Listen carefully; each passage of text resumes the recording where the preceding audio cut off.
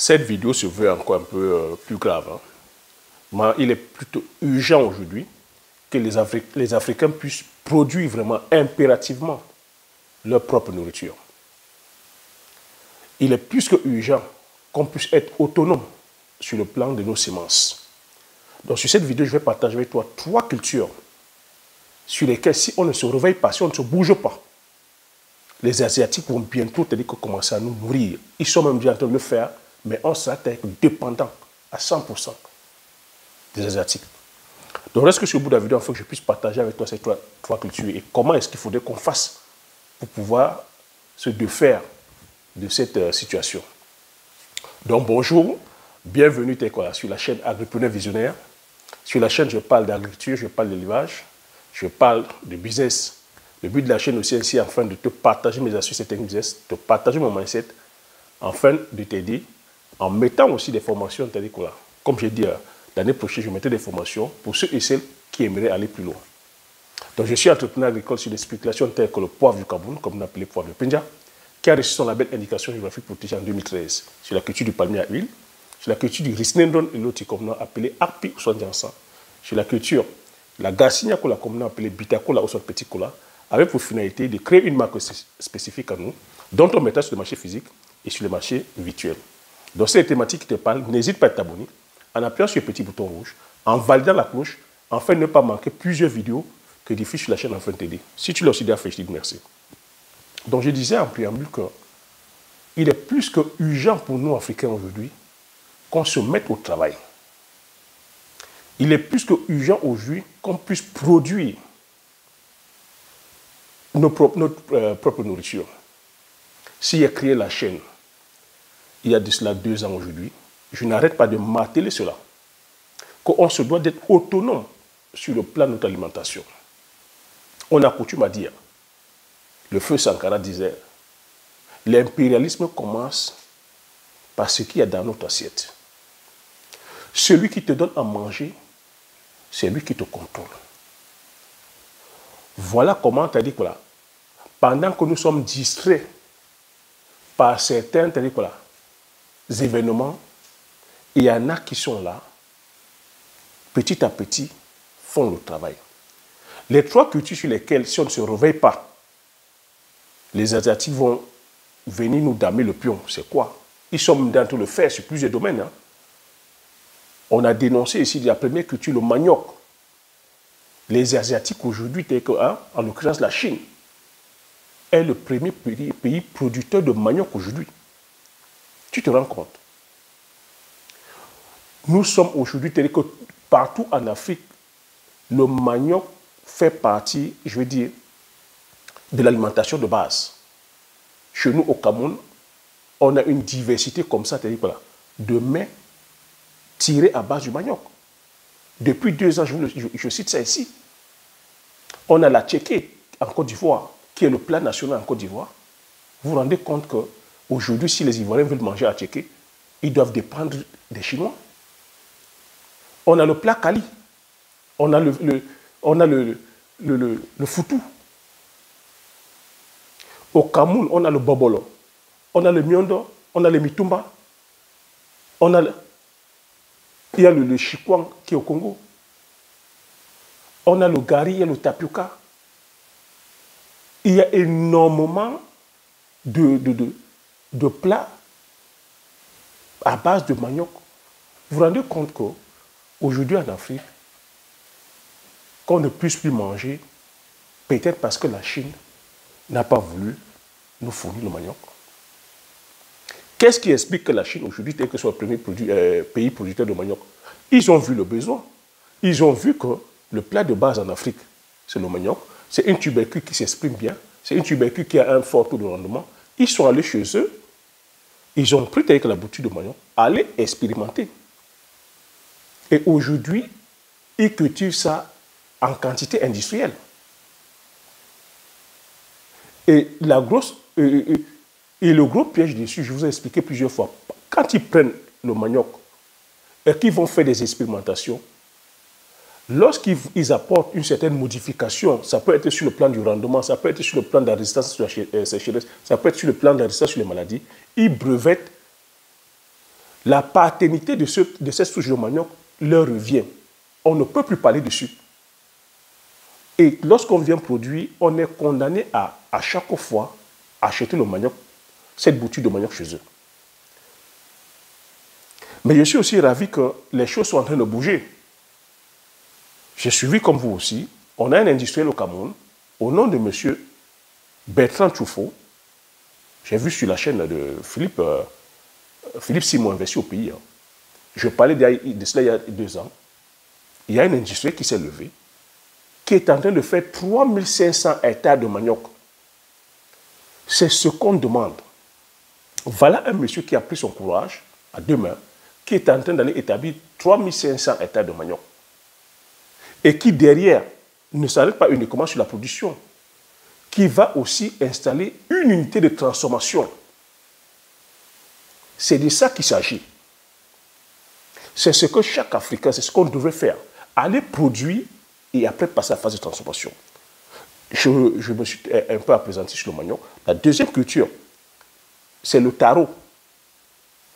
Le taro, vous vous rendez compte, le taro chez nous, c'est-à-dire que c'est un plat phare, c'est un mets phare. On a notre célèbre sauce jaune, taro. Et ça, c'est des plats traditionnels, typiquement traditionnels, qui rentrent dans nos cultures ancestrales. Vous vous rendez compte qu'on n'est plus de taro? Et ce que je suis en train de te dire, il se trouve que des fois, que sur les marchés, tu ne trouves pas de taro. La troisième culture, c'est le macabo. Pareil pour le macabo. Pareil pour le macabo. Le macabo aussi, c'est-à-dire que voilà, se fait rare sur les marchés. Et le macabo, c'est une tubercule aussi hyper consommée. On a notre célèbre kwakoukou. Est-ce que tu peux faire un kwakoukou sans macabo? Kwakoukou, sauce d'arachide. Je vais t'ajouter encore même une autre culture, qui est l'igname aussi. Les Asiatiques sont en train d'être pionniers que sur la culture d'igname. Pourquoi est-ce qu'on ne peut pas aujourd'hui voir les enjeux? Avec la crise qui est là, la crise ukrainienne qui est venue justement nous mettre la lumière sur la dépendance sur les céréales. Pourquoi est-ce qu'on va toujours consommer les céréales telles que le blé, tout ce qui vient de tous ces céréales-là, je vous dis d'ailleurs, les cultures que je viens de citer, en termes de rendement, sont plus rentables que le blé. Plus rentables que je dis en rendement, ont un fort taux de rendement que le blé, le maïs, le soja, le tournesol, le colza. Il suffit juste qu'aujourd'hui, nos ingénieurs agronomes puissent mettre l'accent sur l'amélioration de ces variétés-là. Je parle ici, le manioc, il y a déjà un bon travail sur le manioc. Je parle ici sur l'igname, je parle ici sur le taro, je parle ici sur le macabo, d'apporter une nette amélioration en termes de rendement. Il suffit aujourd'hui d'aller plutôt maintenant produire aussi en quantité industrielle,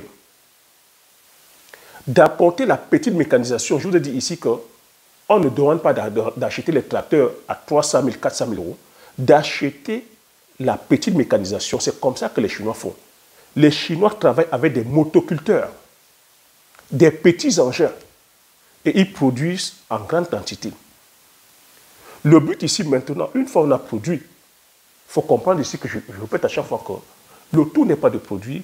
Maintenant, c'est de passer à la phase de transformation parce que toutes ces cultures-là sont périssables. Que ce soit le manioc, le taro, le macabo, l'igname, c'est des cultures périssables.